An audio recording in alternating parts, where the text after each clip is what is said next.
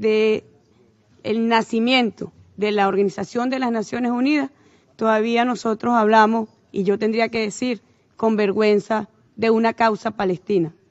Hay una deuda todavía que saldar, que es una deuda moral, es una deuda ética. El estancamiento del proceso de paz y de lo que allí está ocurriendo. Está ocurriendo una situación, y nosotros queremos alertar a la comunidad internacional, realmente muy preocupante y muy peligrosa. Y es que ese conflicto político provocado por la ocupación ilícita del territorio palestino por parte del Estado de Israel, bueno, a eso se suman situaciones de violencia y pretensiones de convertir este conflicto en una controversia o un conflicto de orden religioso. Eso realmente complicaría muchísimo más aún la situación que viven los países del Medio Oriente. Cuando nosotros escuchamos aquí la solución de los dos estados, nosotros estamos de acuerdo. Dos estados, pero dos estados realmente iguales, dos estados soberanos. No podemos plantear una solución de dos estados con el actual desequilibrio donde el sionismo terrorista masacra al pueblo palestino, donde se le discrimina. Nosotros estamos en este momento sentados y un ciudadano, un niño, una niña, una mujer palestina están impedidos de acceder a servicios básicos y esenciales para su existencia y son además sometidos a cruentas y acciones violentas. Si nosotros de verdad creemos en la creación de dos estados, pues no tienen que ser dos estados iguales y soberanos. Y nosotros tenemos que sumar esfuerzos para que el estancamiento del proceso de paz pues tome un cauce realmente mediante el diálogo, mediante la resolución pacífica de esta situación. Es realmente preocupante que a 70 años de la vigencia de las Naciones Unidas nosotros todavía tengamos que presenciar situaciones que no solamente violentan los derechos del pueblo palestino, sino que desde el Estado de Israel se promueve el terrorismo y esa promoción de terrorismo afecta también al pueblo de Israel. No podemos hablar de un terrorismo bueno y de un terrorismo malo. Y cuando nosotros nos vamos al análisis de las causas, bueno, no podemos actuar sobre el terrorismo, solamente sobre las consecuencias que convienen además a algunos centros de poder que hegemonizan la vida financiera, mediática, cotidiana de los países. Nosotros también tenemos que hablar del modelo económico-social que genera pobreza, que genera miseria. Pero también tenemos que ser sinceros. Los grupos terroristas no nacieron por generación espontánea, no se reproducen por generación espontánea. Nosotros quisiéramos saber quién financia a estos grupos terroristas. Es una respuesta que el mundo todavía clama. ¿Quién financia? ¿Quién los entrena? ¿Quién le da soporte logístico? Eso es una investigación que quizás tendríamos que hacer desde este recinto multilateral.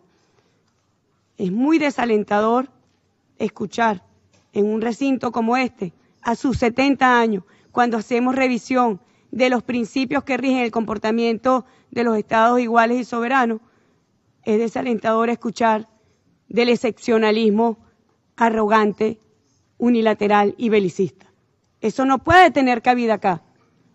O somos una organización multilateral que respeta el comportamiento, las normas del derecho internacional, que respeta los propósitos y principios de la Carta de las Naciones Unidas, o estamos aquí en un ejercicio de hipocresía. ¿Cuál ha sido el saldo de la primavera árabe para los pueblos? ¿Acaso trajimos más felicidad? ¿Acaso trajimos más democracia? Porque lo que a veces escuchamos hoy, ya lo hemos escuchado antes, en nombre de la democracia, en nombre de la libertad, en nombre de bienestar para los pueblos. Unilateralmente se intervino por encima de esta organización y contraviniendo la Carta de las Naciones Unidas, se dieron intervenciones imperialistas que trajeron más desigualdad e infelicidad para los pueblos.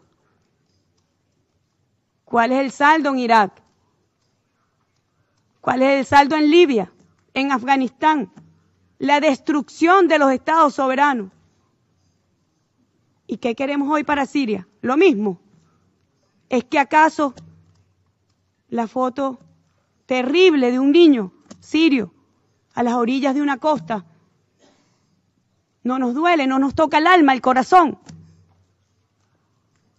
¿Cuántos niños más tendremos que ver morir? Ya esto lo hemos escuchado. Todas las guerras imperiales han sido precedidas por guerras mediáticas,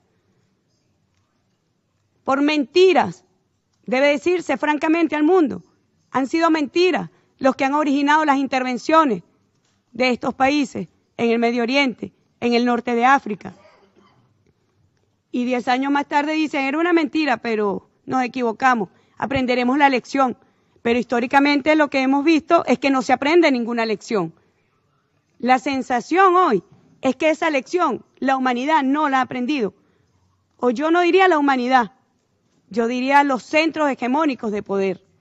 Por eso el presidente Nicolás Maduro ha llamado a una nueva geopolítica, una nueva reconfiguración de la geopolítica mundial, que realmente garantice la paz, el amor y la felicidad de la humanidad.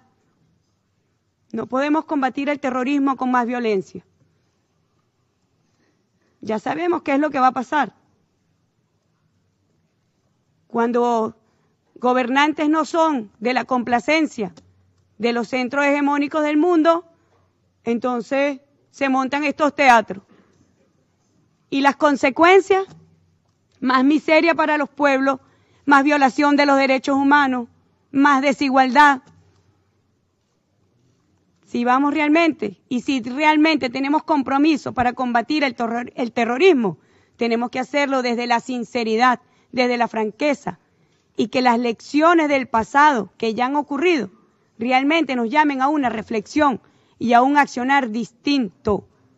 No podemos seguir comportándonos de la misma manera, basado en mentiras sostenidas por las empresas transnacionales de la comunicación y sostenidas también por el poder belicista y arrogante de los centros imperiales del mundo. Eso no va a traer más felicidad al pueblo sirio. Nosotros tenemos que respetar el principio de autodeterminación de los pueblos, el principio de integridad territorial, el principio de soberanía, porque si no, de nada hicimos al asistir al 70 aniversario de las Naciones Unidas, pero tenemos un discurso distinto a la carta fundacional de esta organización. ¿Para qué vinimos entonces? Realmente vinimos a darle vigencia a estos principios y propósitos, porque sabemos que de esta manera podemos contribuir a una humanidad y a tener un mundo más seguro y menos violento. Si queremos realmente combatir el terrorismo, ahorita en Siria participan más de 500 grupos terroristas. ¿Quién financia esos grupos? Es una respuesta que hay que dar. ¿Quién los entrena nuevamente? ¿Quién les da logística? Son los ciclos viciosos, imperialistas. Son los ciclos que primero destruyen las naciones, destruyen sus estados, y luego allí está el cultivo para que proliferen estos grupos. Desde Venezuela nosotros hacemos un llamado a esa nueva reconfiguración y a abandonar el doble rasero, la doble moral, la hipocresía. Asumamos este tema con franqueza y con verdadera disposición a combatir el terrorismo. Y que no sea la excusa que no nos gusta un gobernante determinado. Ya el pasado, la primavera árabe, nos mostró qué es lo que va a ocurrir. Entonces no sigamos cometiendo, no sigamos transitando ese camino insincero e inmoral. Si de verdad nosotros queremos un mundo más seguro, menos violento, combatamos el terrorismo desde sus causas y no desde sus consecuencias como una maniobra para intervenir países, como una maniobra para pisotear la Carta de las Naciones Unidas. Nosotros hacemos un llamado a que las Naciones Unidas asuma su liderazgo y que el derecho internacional se aplique por encima de las voluntades de guapetones que andan por el mundo con ejércitos violentos, sosteniendo estas ocupaciones ilícitas y estas agresiones contra los pueblos. Muchísimas gracias. Я благодарю министра Родригес за ее заявление.